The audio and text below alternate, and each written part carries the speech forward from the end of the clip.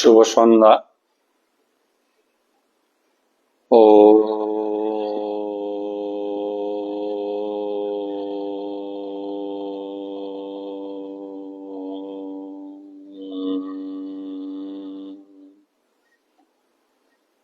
শ্রী পরমাত্মনে নমঃ। আমরা স্বরূপ চিন্তন করব। আমি শক্তিশালী আত্মা। আমি শক্তিশালী আত্মা। আমি দেহ নই, মন নই, বুদ্ধি নই। আমি নিত্য শুদ্ধ বুদ্ধ মুক্ত আত্মা। আমি সচিৎ আনন্দ স্বরূপ। অনেকদিন পর আজ আমরা পুনরায় ফেসবুক লাইভ অনুষ্ঠানে মিলিত হয়েছি এবং আমরা ধারাবাহিকভাবে শ্রীমদ্ভগবদ্গীতার আলোচনা করছি। ফেসবুকে আমার ইউটিউবের লিংক দেওয়া আছে। এখন ফেসবুকে 1 মাসের বেশি একটা পোস্ট থাকে না, তাই পোস্টগুলি আমি আমার ফেসবুক থেকে ইউটিউবে আপলোড করে দেই। ফেসবুকে লিংক দেওয়া আছে। ধারাবাহিকভাবে আমরা ফেসবুকের লিংক দেওয়া আছে, ইউটিউব থেকে আপনারা দেখতে পারবেন। ধারাবাহিকভাবে আমরা শ্রীমদ্ভগবদ্গীতার আলোচনা করছি। ইতিমধ্যে আমরা শ্রীমদ্ভগবদ্গীতার 14th অধ্যায় গুণত্রয় বিভাগ যোগে 23 নম্বর শ্লোকটি পর্যন্ত আলোচনা করেছি। আজ আমরা 24 নম্বর শ্লোকটি থেকে আলোচনা শুরু করব। 24 নম্বর শ্লোকে ভগবান শ্রীকৃষ্ণ বলছেন, সম দুঃখ সুখ স্স্থ সম লুষ্ট অস্ম কাঞ্চন তুল্য প্রিয় অপ্রিয় ধীর তুল্য নিন্দা আত্মসংস্তুতি। এটা হচ্ছে 24 নম্বর শ্লোক। আমরা একবার শব্দগতভাবে বাংলাটা বোঝার চেষ্টা করি। সম মানে সমানভাবে বা সমভাবাপন্ন হয়ে দুঃখ এবং সুখকে একই অবস্থায় থাকা। স্স্থ, স মানে নিজে, স্থ মানে স্থিত, নিজেতে স্থিত অর্থাৎ নিজ আত্মায় স্থিত। সম সমানভাবে, লুষ্ট মাটি, অস্ম পাথর, কাঞ্চন সোনা। সোনা পাথর মাটিকে সমানভাবে জ্ঞান করা। তুল্য প্রিয় অপ্রিয়, সমানভাবে প্রিয় বস্তুকে এবং অপ্রিয় বস্তুকে গ্রহণ করা। ধীর তুল্য নিন্দা আত্মসংস্তুতি। ধীর মানে ধৈর্যশীল ব্যক্তি, বুদ্ধিমান ব্যক্তি নিন্দা এবং প্রশংসাকে সমানভাবে গ্রহণ করেন। নিন্দা এবং প্রশংসাকে সমানভাবে গ্রহণ করেন।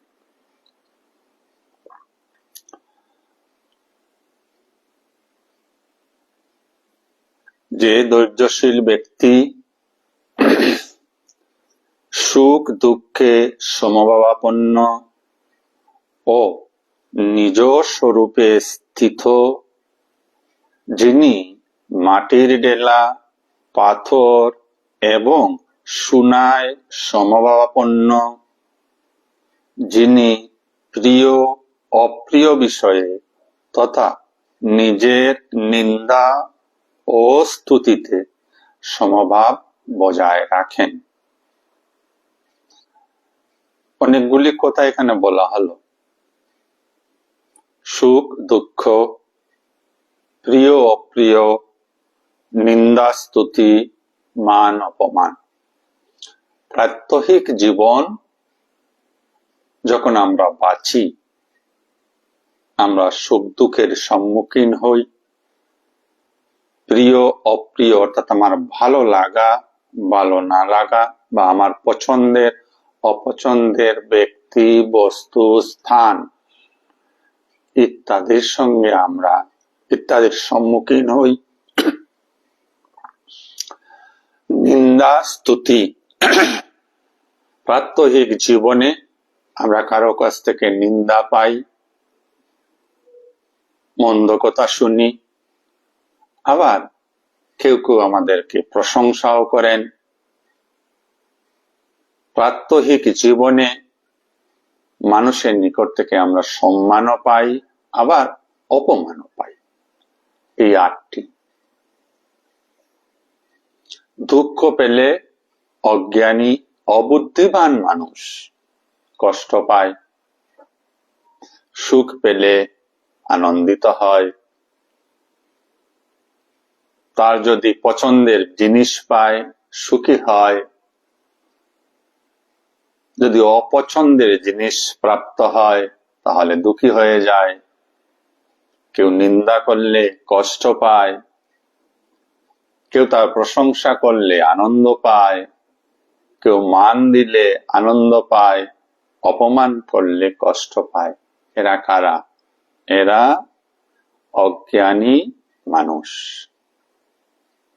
যাদের অধ্যাত্ম জ্ঞান নেই, যারা অধ্যাত্ম বিদ্যায় পারদর্শী নন, যারা সাধু সঙ্গ করেন না, শাস্ত্র অধ্যয়ন করেন না, নিজেকে জানেন না, তারাই জগতের ব্যবহারে কখনো খুশি হন, কখনো দুঃখী হন।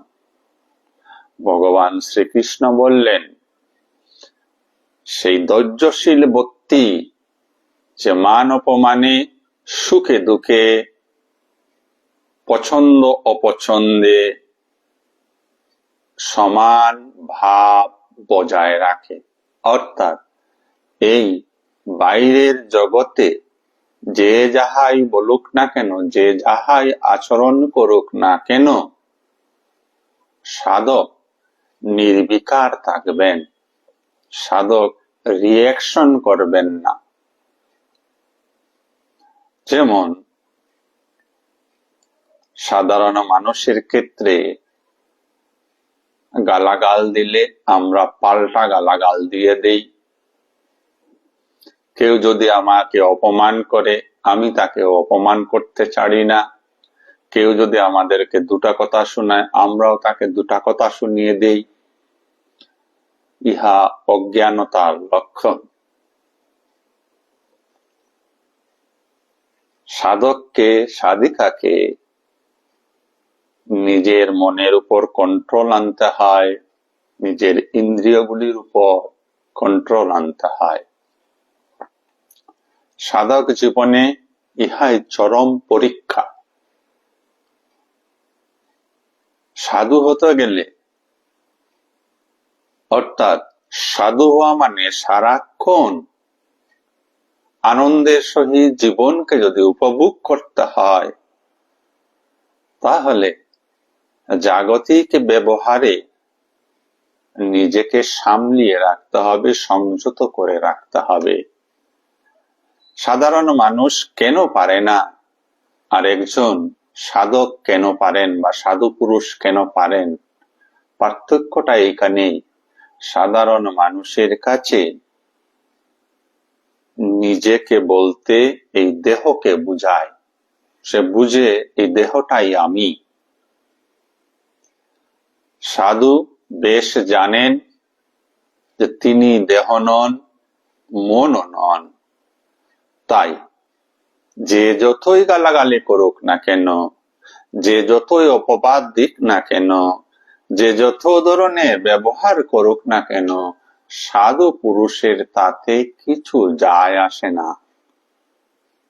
একটা ছোট্ট গল্প বলছি।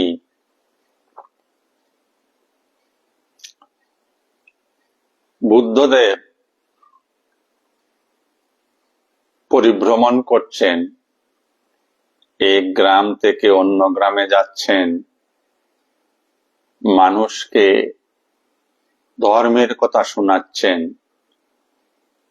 তো একদিন যখন এক গ্রামে গিয়ে উপস্থিত হলেন, সেই গ্রামের মানুষ তাকে ঘিরে অকথ্য ভাষায় গালিগালাজ করল গৌতম বুদ্ধকে। এতটাই গালাগালি করলো যে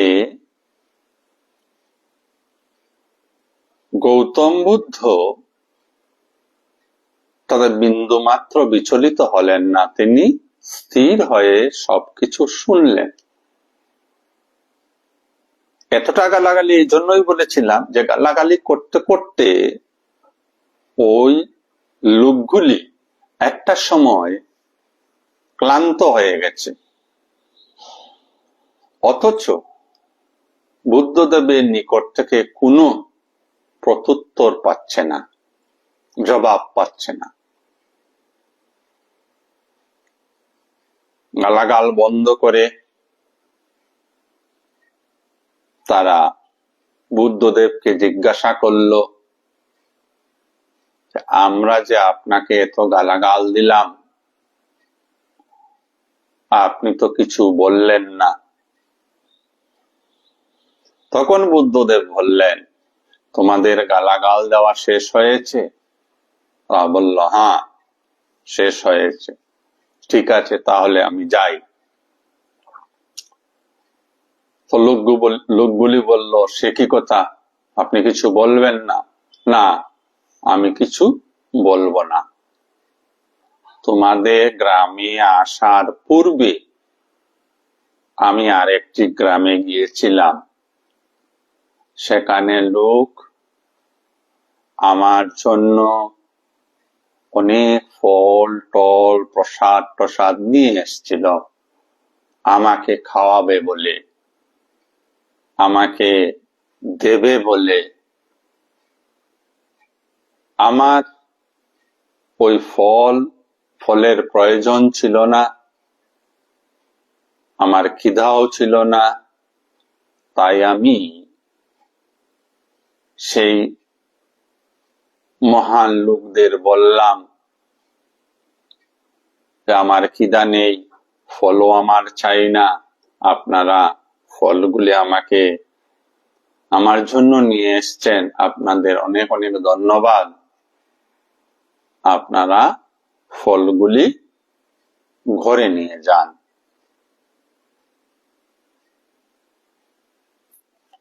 এখন তোমরা আমাকে গালিগালাজ করেছো, ঠিক যেভাবে আমি ফলগুলি গ্রহণ করিনি, ঠিক তদ্রূপ ভাবে তোমাদের গালাগালগুলি আমি গ্রহণ করিনি। এইবার দেখো, যারা আমার জন্য ফল নিয়ে এসেছিল আমি গ্রহণ করিনি, তারা ফলগুলি ফিরিয়ে নিয়ে গেছে বাড়িতে এবং নিজেদের মধ্যে ভাগাভাগি করে খেয়েছে। তোমরা যে আমাকে এত গালাগাল করলে, আমি তোমাদের একটা গালাগালও নিলাম না, এইবার গালাগালগুলি যাবে কোথায়? গালাগাল তোমরা আমাকে দান করেছো, আমি গ্রহণ করি নাই, তোমাদের গালিগালাজ তোমাদের কাছেই থাক, আমি চলি বলে বুদ্ধদেব চলে গেলেন। গল্পটা এখানে শেষ করছি। এই হচ্ছে মহান পুরুষদের ধার্মিক পুরুষদের, সাধু পুরুষদের লক্ষণ, যেটা ভগবান শ্রীকৃষ্ণ প্রস্তুত গুণত্রয় বিভাগ যোগের 24 নম্বর শ্লোকে বললেন। সেই জগতের মানুষ সম্মান করবে, অপমানও করবে, ভালোবাসবে, আবার মন্দ করবে। এই জগতে সুখও পাবে, দুঃখ পাবে, ঠান্ডাও আসবে, গরমও আসবে, কারণ এই জগৎ দ্বৈত ভাবে সর্বদাই থাকে। তাই এই সুখ দুঃখে বা প্রিয় অপ্রিয়তে, নিন্দা স্তুতিতে, মান অপমানে সাধক কখনো বিচলিত হতে পারবেন না। তার মন অবিচলিত থাকবে এবং সর্বোপরি তিনি সব কিছুকে সমানভাবে দেখবেন। তার উদাহরণ দিয়ে ভগবান শ্রীকৃষ্ণ বললেন, তিনি সেই ধৈর্যশীল ব্যক্তি, তিনি সেই সাধু পুরুষ, তিনি সেই সাধক, যিনি একটি মাটির ডেলা, একটি পাথর এবং এক খণ্ড সোনা সবকিছুকে সমান দেখেন। তার কাছে মাটিও যেমন, সোনাও তেমন, পাথরও তেমন।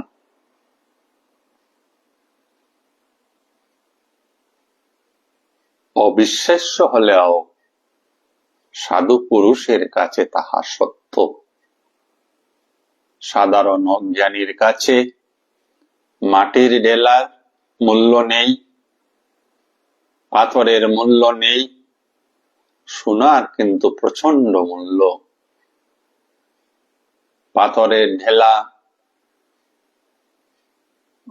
পাথর বা মাটির ঢেলা ছেড়ে সে সোনা নিয়ে যাবে কেন? জাগতিক জীবনে বা এই ভৌতিক জগতে সোনার অর্থনৈতিক মূল্য বেশি। সাধুর কাছে সোনাও মাটি, সাধুর কাছে সোনাও মাটি। এই বলে আমরা যারা আধ্যাত্মিক পথে রয়েছি, ভগবান শ্রীকৃষ্ণ বলেননি যে তোমার ঘরের মূল্যবান বস্তু তুমি ফেলে দাও, এই কথা বলা হয়নি। বলা হয়েছে বস্তুর প্রতি যে মনোভাব, বস্তুর প্রতি যে আসক্তি, সেই আসক্তিকে মনে মনে ত্যাগ করো। ব্যক্তি যখন নিজেকে আত্মস্বরূপ ভাবতে শুরু করবে তখন, এবং আত্মার আনন্দ অনুভব করতে শুরু করবে, তখন তার কাছে জগতের সব কিছু সমান। একই দৃষ্টিভঙ্গি নিয়ে সে সবকিছু দেখবে। এতটাই সরল এবং সহজ সাধুর হৃদয়। উপমা স্বরূপ বলছি, আমরা শিশুদেরকে দেখেছি, আমরাও একদিন শিশু ছিলাম সবাই, এখন দেখছি শিশুর কাছে সোনা, মাটি এবং পাথর একই। সে পাথরকে যেভাবে ঢিল মারবে, সোনা দিয়েও সেইভাবেই ঢিল মারবে। চকলেট দিয়ে তাকে ভুলিয়ে সোনা নিয়ে যেতে পারবে একজন। কেন? কারণটা হচ্ছে শিশুর জ্ঞান বিচারে বা ভৌতিক জ্ঞান, মাটির ঢেলা, পাথর এবং সোনার যে তুলনামূলক যে জ্ঞান, অর্থনৈতিক মূল্যের যে জ্ঞান, সে জ্ঞান তার নেই। তাছাড়াও সে সহজ সরল, তাই সে পাথর, মাটির ডেলা এবং সোনাকে সমজ্ঞান করছে। আমি বললাম এখানে ভৌতিক জ্ঞান। সোনা সম্পর্কে আমাদের ভৌতিক জ্ঞান সবার রয়েছে, আমরা সবাই জানি সোনা অনেক দামি, অনেক মূল্যবান বস্তু। এই ভৌতিক জ্ঞান আমাদের হয়েছে বলে আমরা সোনা ধরে রাখি, পাথর দিয়ে কি করব, চুলে ফেলে দিই।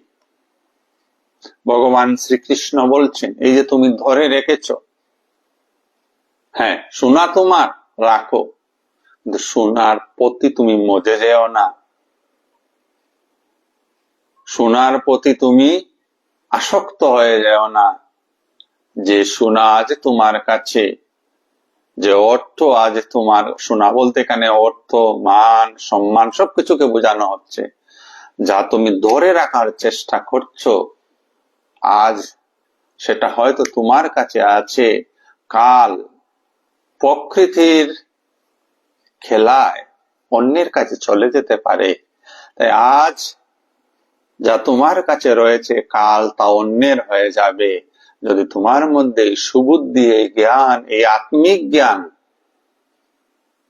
জাগ্রত হয় যে এই পৃথিবীতে বা এই জগতে আমি আত্মা, এই বুধ ছাড়া, আমি আত্মা ইহাই নিত্য, ইহাই আনন্দ স্বরূপ, আর বাকি জড় জাগতিক যত বস্তু আছে তা পরিবর্তনশীল, তার ক্ষয় হবে, তা বিনাশশীল। ওই বিনাশশীল বস্তুর প্রতি মোহ বা আসক্তিজনিত কারণে তাদেরকে ধরে রেখো না, ছেড়ে দাও, যখন যা হওয়ার তাহাই হবে। পরমাত্মায় সম্পূর্ণ নির্ভরশীল হয়ে এই জীবন বাঁচো, তো সেই জীবন অনেক অনেক আনন্দের হবে। যারা দেরিতে লাইভে এসছেন তাদের জন্য আবারও বলছি, শ্লোকটা সুম দুঃখ সুখ, সুখে দুঃখে সমান থাকুন, স্বস্থ সর্বদা নিজ আত্মায় স্থিত থাকুন, সম লুষ্ট অস্ম কাঞ্চন, মাটির ডেলা, পাথর, সোনায় সমজ্ঞান করুন। কারণ প্রত্যেকটি জড় বস্তু তুল্য প্রিয় অপ্রিয়, প্রিয় বস্তুর প্রাপ্তিতে বা অপ্রিয় বস্তুর প্রাপ্তিতে মনের যেন ভারসাম্য বজায় থাকে, মন যেন বিচলিত না হয়। সর্বদা ধীর অর্থাৎ ধৈর্যশীল হতে হবে। নিন্দাতেও মন যেন বিচলিত না হয়, প্রশংসাতেও মন যেন বিচলিত না হয়। আমরা প্রশংসাতে লাফিয়ে উঠি আর নিন্দাতে ক্রোধিত হয়ে যাই, তা হওয়া চলবে না। তারপর বললেন, মান অপমানয় তুল্য তুল্য মিত্র রিপক্ষয়, সর্বারম্ভ পরিত্যাগী গুণাতীত সুউচ্যতে। মান অপমান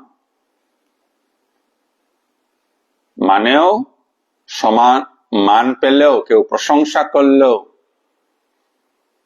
আর কেউ নিন্দা করলেও দুটাকে সমানভাবে দেখা, মনে ধারা বিচলিত হওয়া যাবে না। মিত্র রিপক্ষয়, মিত্রকেও সমানভাবে দেখা, যেভাবে মিত্র এবং শত্রুকে সমানভাবে দেখা। মিত্র কে হয়? মানুষই তো মিত্র হবে, মানুষই শত্রু হয়। যখন মানুষের মধ্যে ভালো মন্দের বিচার, এই দ্বন্দ্বাত্মক ভাবটা থাকে, তখন একটি মানুষকে আমরা ভালো মানুষ, একটি মানুষকে মন্দ মানুষ, একটি মানুষকে বন্ধু মানুষ, একটি মানুষকে শত্রু মানুষ বলে জ্ঞান করি। যেহেতু আমরা ওই লোকটির মধ্যে যে একই আত্মা রয়েছেন, সেই জ্ঞান আমাদের মধ্যে বিস্তৃত হয়ে যায়। প্রত্যেকটা মানুষ স্বীয় স্বীয় গুণ অনুসারে, শত রজ তম গুণ অনুসারে এই জগতে ব্যবহার করছে। এই জগৎ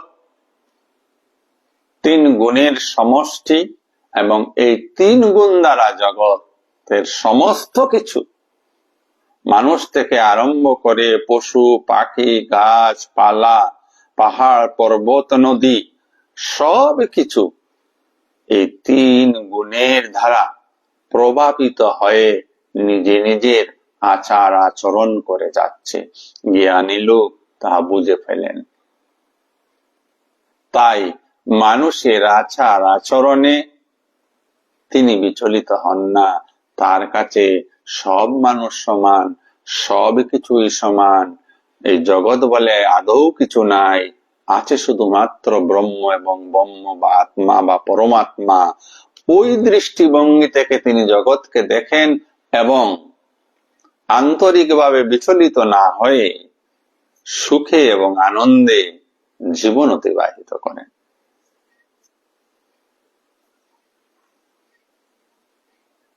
এই অবস্থাগুলি প্রাপ্ত হওয়া একটু কঠিন বটে, অসাধ্য নয়। যদি আমরা নিত্য নিয়মিত সাধন ভজন করি, সৎসঙ্গ করি, শাস্ত্র অধ্যয়ন করি, গীতাকে স্মরণে রাখি, তবে আমাদের মধ্যেও এই সদ্গুণগুলি ডেভেলপ করবে। একবার ভেবে দেখি, যদি আমরা কি প্রতিদিন মনে রাখতে পারি যে আমি মানুষ? মানুষ যদি নিজেকে প্রতিদিন মনে রাখতে পারে যে সে মানুষ, তাহলে তার মধ্যে মনুষ্যত্ব যে গুণ, মানবতার যে গুণ, আমি দেবতার কথা ছেড়েই দিলাম, মানুষ নিজেকে যদি প্রতিদিন প্রতি মুহূর্তে স্মরণ রাখতে পারে যে সে মানুষ, তাহলে অমানসিক কর্ম, আসরিক কর্ম তার দ্বারা সাধিত হবে না। দুর্ভাগ্যের বিষয়, জগতের 98% মানুষ প্রতি মুহূর্তে নিজেকে এই জ্ঞানে স্থিত রাখতে পারে না যে সে মানুষ। আর তার প্রমাণ কি? তার প্রমাণ হাটে ঘাটে মাঠে সমাজে সর্বত্র মানুষের অমানবিক আচরণ, আসরিক আচরণ পরিলক্ষিত হয়। ঘরে ঘরে হয়, পাড়ায় পাড়ায় হয়, সমাজে সমাজে হয়, রাজ্যে রাজ্যে হয়, দেশে দেশে হচ্ছে, বিশ্ব জুড়েই হচ্ছে। সৃষ্টি কোথা থেকে? এই বিশৃঙ্খলতা, এই সৃষ্টি প্রতিটি মানুষের মন থেকে। প্রতিটি মানুষের মন বা প্রতিটি মানুষ এর জন্য দায়ী। প্রতিটি মানুষের জন্য দায়ী। এখন আমি আর প্রতিটি মানুষ বলবো না, সমাজের যে বিশৃঙ্খলা, দেশে রাষ্ট্রে যে বিশৃঙ্খলা, তার জন্য প্রত্যেককে নিজেকে দায়ী করতে হবে। আমরা অধ্যাত্ম জ্ঞানের অধিকারী নয় বলে গীতা আমাদের পবিত্র ধর্মগ্রন্থ জেনেও শুনেও বুঝেও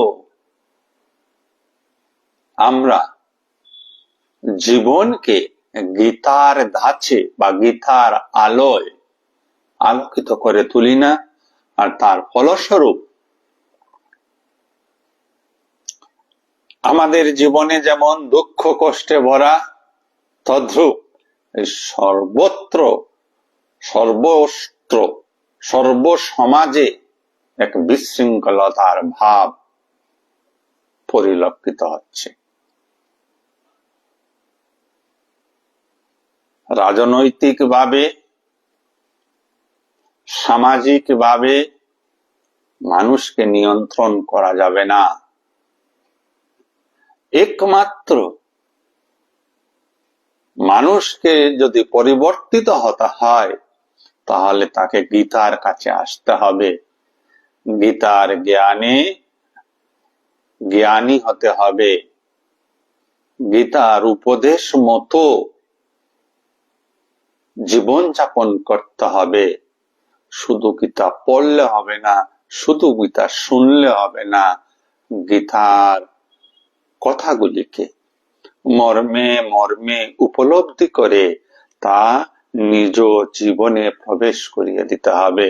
আর তার প্রকাশ ঘটবে আমাদের প্রত্যেকের আচার আচরণের মধ্য দিয়ে, চিন্তাধারার বিকাশের মাধ্যম দিয়ে, জ্ঞানের মধ্য দিয়ে। তাই বলা হয় জ্ঞানী পুরুষের সর্ব ইন্দ্রিয় দিয়ে, 5টা ইন্দ্রিয় জ্ঞানেন্দ্রিয়, সর্ব ইন্দ্রিয় দিয়ে জ্ঞানের প্রকাশ হয়। বোধ করি আমরা শ্লোক দুটাকে বুঝতে সক্ষম হয়েছি। তার পরবর্তী শ্লোক ক্রমসংখ্যা 26-এ আমরা যাচ্ছি। 26-এ এসে ভগবান বলছেন,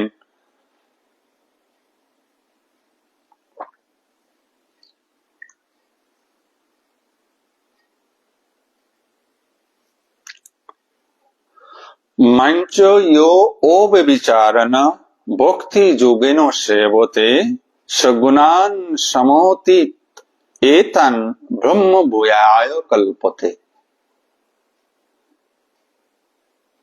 মঞ্চ আমাকে, ভগবান শ্রীকৃষ্ণ বলতেন উনাকে, ইয় যিনি, ও বেবিচারেন, বেবিচার এবং ও বেবিচার, ও বেবিচার শব্দটার অর্থ হচ্ছে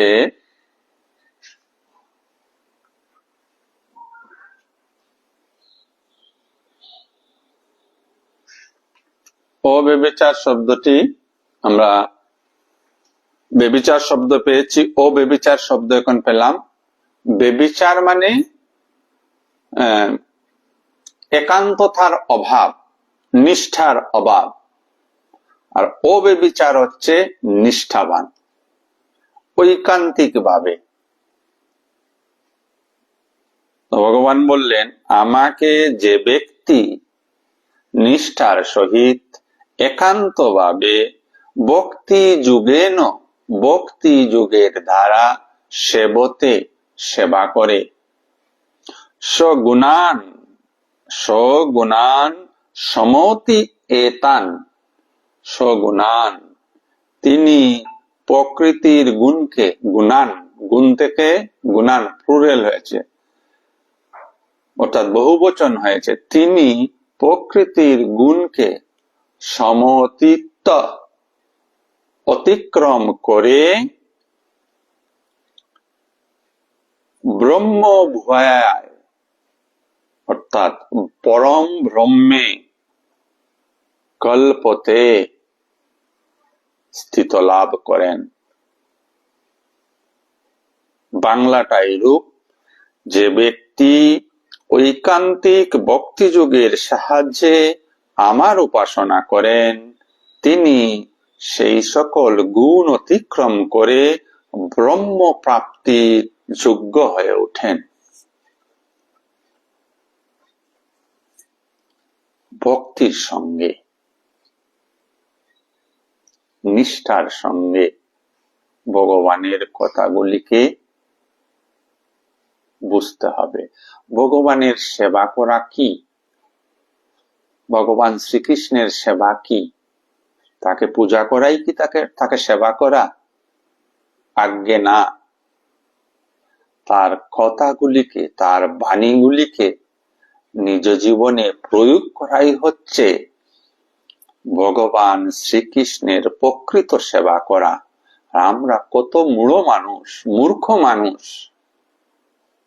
উপাসনা পূজাকে জাস্ট বাহ্যিক একটা বস্তু, বাহ্যিক একটা বিষয় করে রেখেছি, যে কিছু ফুল চন্দন প্রসাদ দিয়ে কৃষ্ণের প্রতিকৃতির সামনে পূজা করে নিজেদেরকে ধার্মিক বলে আড়ম্বর করছি। ইহা পূজা নয়। খুব গুরুতর ভাবে চিন্তা করবেন।